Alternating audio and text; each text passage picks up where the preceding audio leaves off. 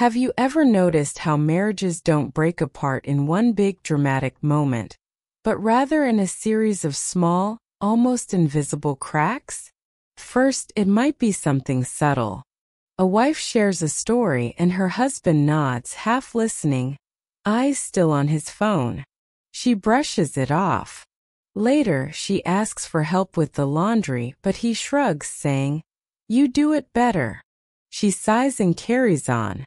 The kids grow, the years pass, and what was once romance turns into routine.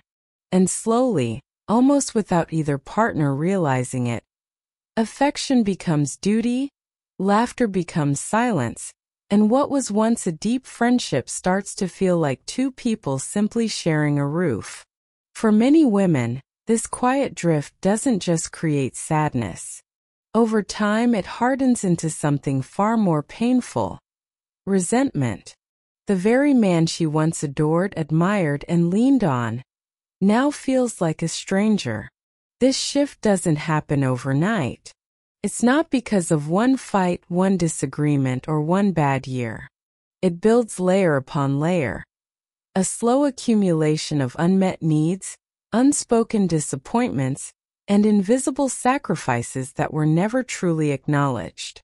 Psychologists often call this the erosion stage of marriage, where love isn't destroyed by sudden betrayal, but by years of neglect, imbalance, and disconnection. For many couples, this is the point where wives begin asking themselves difficult questions. Why does he feel more like a roommate than a husband? Why do I feel invisible in my own marriage? Do I even want to spend the rest of my life with this person? These aren't selfish questions. They are signs of deeper wounds that, if left unattended, grow into anger and bitterness. In this video, we're going to uncover 7 powerful reasons why women often start resenting, and sometimes even hating, their husbands as they grow older. These are not shallow complaints or fleeting moods. They are rooted in psychology, relationship science, and decades of lived experience. They're the hidden truths that many couples don't talk about, yet they silently shape the fate of millions of long-term marriages. By shining a light on them, we can begin to understand what's really happening beneath the surface. And more importantly, how to repair the bond, reignite respect, and bring back warmth before it's too late. So if you've ever looked at your partner and wondered why the closeness you once shared now feels like distance, stay with me. Because what you'll discover today might not only explain the changes in your own marriage, it could also give you the tools to turn resentment back into connection. This is not just about saving marriages. It's about saving hearts. Now let's begin. In the beginning of most marriages, love feels effortless. Couples talk for hours about their dreams, share their deepest fears, and laugh about the little things that only they understand. That emotional intimacy becomes the glue that holds the relationship together. But as the years go by, something changes. The conversations that were once full of curiosity and tenderness start to shrink into brief exchanges about chores, bills, or schedules. Did you pay the electricity bill? What's for dinner? Don't forget your doctor's appointment. The relationship shifts from soulmates to roommates. Research on marital distress consistently shows that poor communication and emotional withdrawal are among the most common complaints women voice in long-term marriages. Studies from the Association for Behavioral and Cognitive Therapies, ABCT, and the National Library of Medicine, PMC, reveal that emotional neglect is not just frustrating. It creates the same level of psychological pain as rejection. For many women, this silent neglect feels like abandonment, even if their husband is sitting right next to them. Why does this happen? Often, men assume that stability, paying the bills, being physically present, keeping the household running is enough. But for many women, love is not measured in financial security or physical presence alone. Love is measured in attention, empathy, and connection. And when those things fade, resentment begins to take root.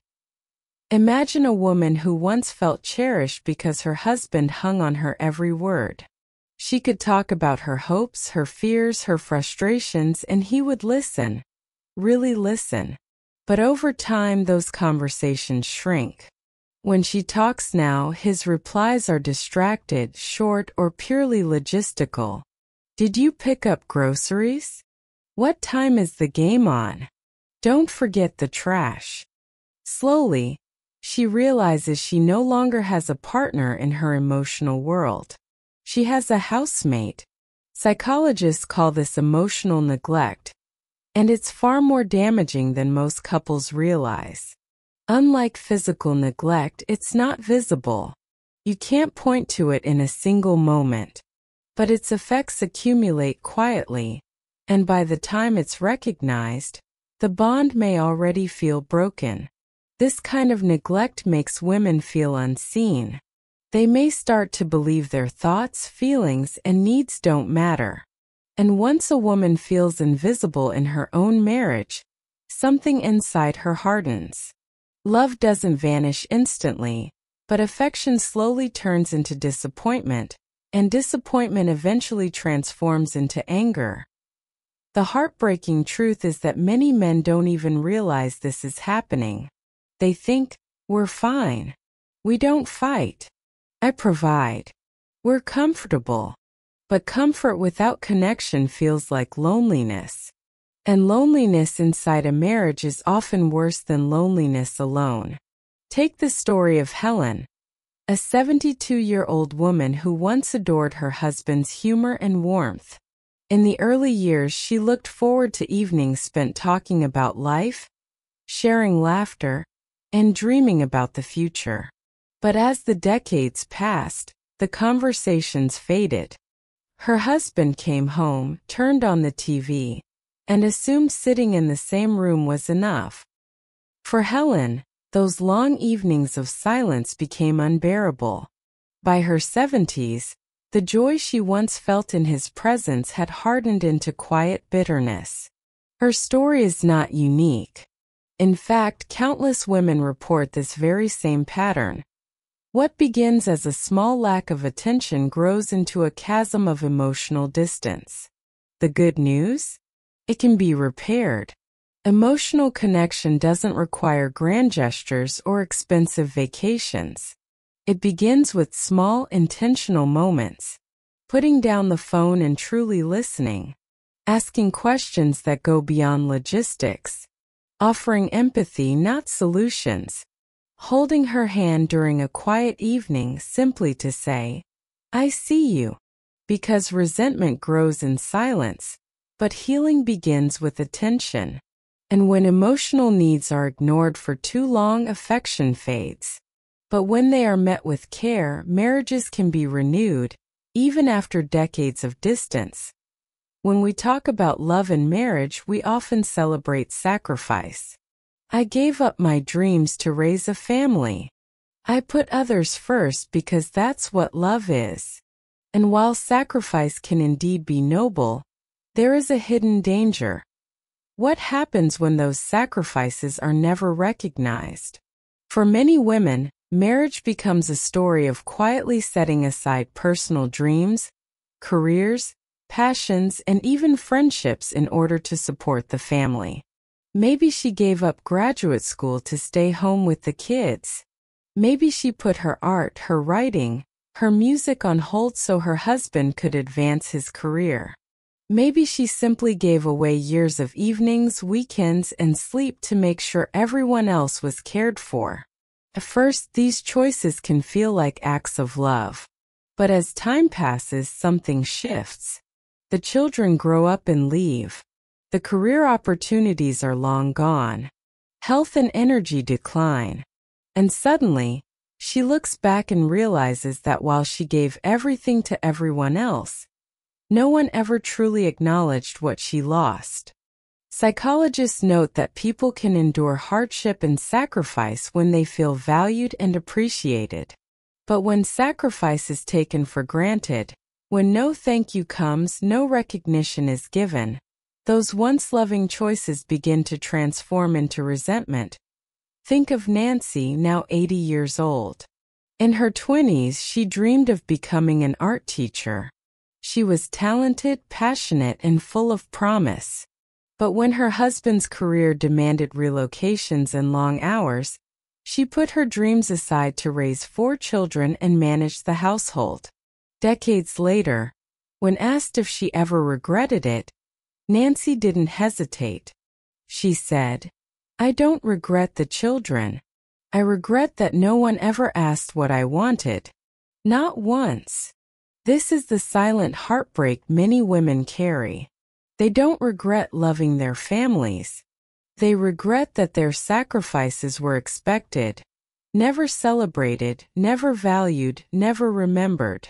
And as routines settle as the years pass, another painful reality sets in: the loss of personal identity. For many women, their identity was consumed by the roles of wife, mother, caretaker. But what happens when the children leave, when the husband retires, when the house is quiet? The role disappears, and what remains often feels like emptiness. She may ask herself, "Who am I now?" And when her husband doesn't acknowledge that struggle, when he dismisses it or fails to encourage her to rediscover herself, she can begin to feel trapped, unseen, and unappreciated.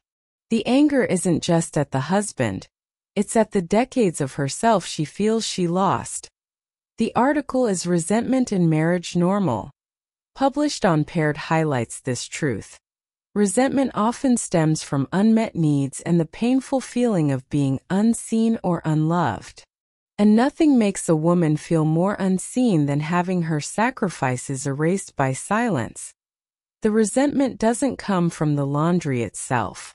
It comes from years of lost opportunities, lost recognition, and lost self. Adjusts with her and validates that what she's going through is real.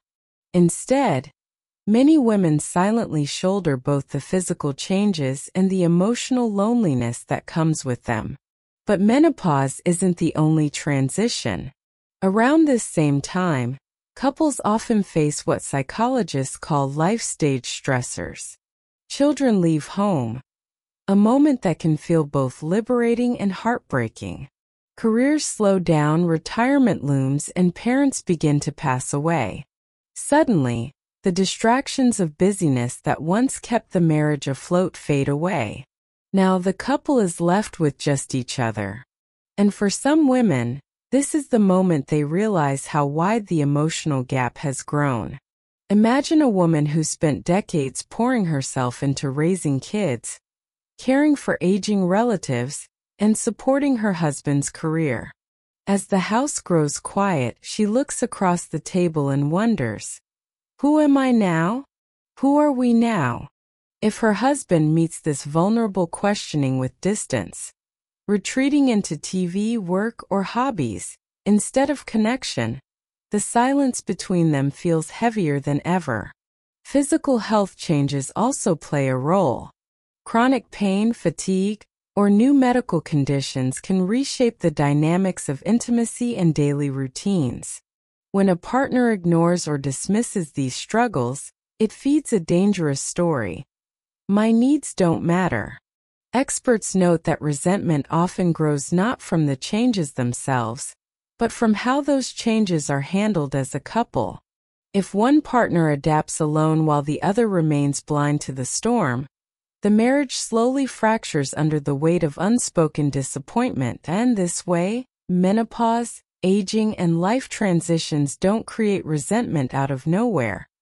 They expose cracks that were already there. They magnify whether the partnership has empathy, patience, and curiosity, or whether it has settled into complacency and neglect. For many women, this stage becomes a reckoning. What once felt tolerable when life was full and busy, lack of communication, lack of intimacy, lack of appreciation, suddenly becomes unbearable in the stillness of midlife. And if her husband isn't willing to grow alongside her, Resentment becomes her silent companion. Every marriage begins with a dream. In the early years, many couples carry with them a glowing vision of what life together will look like. Shared adventures, intimacy that never fades, a partner who will always listen, protect, and cherish. The honeymoon phase makes those dreams feel not only possible, but inevitable. But over the years, reality often looks different. Life introduces stressors no one prepared for. Bills, mortgages, raising children, caring for parents, balancing careers. The daily grind pushes aside the romance and idealism that once defined the relationship. Slowly, the dream begins to crack. This is where disillusionment sets in. Psychologists sometimes call it the stage beyond falling in love. The moment when the fantasy of marriage collides with the reality of living side by side, year after year. Studies of marital satisfaction show a consistent trend. Around the 15 to 20-year mark, many couples report the sharpest declines in happiness. Why? Because the gap between expectations and reality has fully revealed itself. For women in particular, this stage can feel like betrayal. She may think, "This is not the marriage I signed up for. This is not the man I thought he would be." The disappointment isn't always about one dramatic failure. It's about the accumulation of small letdowns. She thought he would be her partner in raising kids, but most of the burden fell on her. She thought they'd keep dating, traveling, or laughing together. But instead, weekends revolve around chores, TV, or separate lives. She thought he would notice her sacrifices, thank her, celebrate her. But instead, years pass without acknowledgement. The novelist George Eliot once wrote, "What loneliness is more lonely than distrust?" In many marriages, women don't just feel lonely, they feel disillusioned. Their hopes have not just been unmet, they've been ignored. Take this example. A woman remembers her early married years, when her husband promised they'd grow old exploring the world together. 2 decades later, she finds herself sitting at the kitchen table, while he falls asleep in front of the television every night. When she brings up her longing for more connection, more adventure, more shared life, he shrugs and says, "This is just how marriage is." To him it feels normal. To her it feels like defeat. Research backs this up. A Your Tango article on marital disillusionment points out that long-term marriages often hit a phase where routine replaces novelty, and struggle replaces shared vision. Without intentional effort, couples fall into a pattern of coexisting, rather than truly living together. The danger here isn't just boredom. It's bitterness. When a woman realizes her husband has stopped striving, stopped nurturing, or stopped showing up in ways she once believed he would, resentment grows. It's not simply about what is happening in the marriage, it's about what isn't. Unfulfilled expectations are powerful because they carry grief. Grief for the marriage she imagined, grief for the partner she thought she had, grief for the life that now feels out of reach.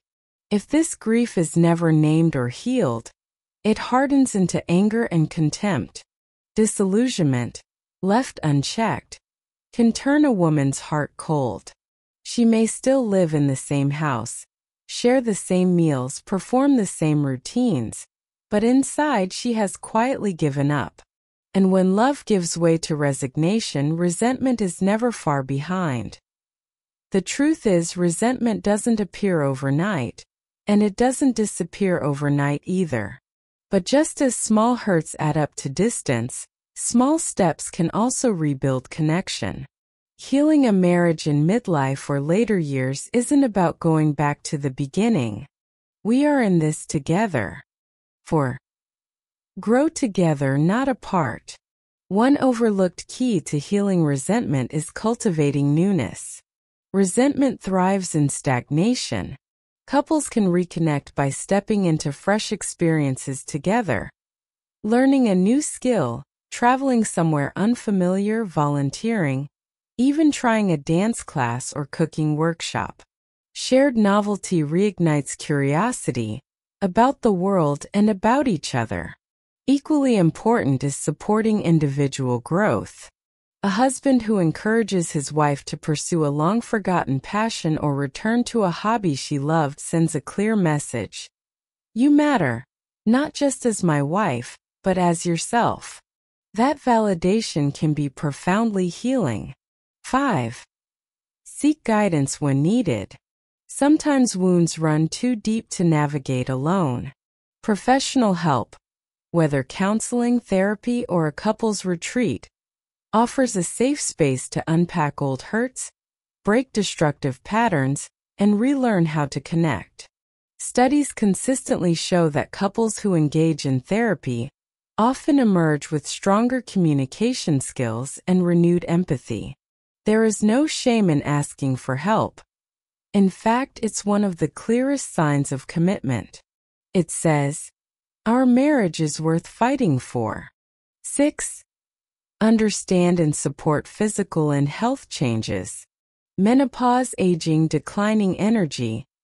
These are not just phases to brush aside. They are real, often overwhelming shifts that can affect mood, sleep, desire, and self-esteem. A husband who learns about these changes, attends doctor visits if welcomed, or simply shows patience and compassion, becomes a partner instead of a bystander. This also applies both ways.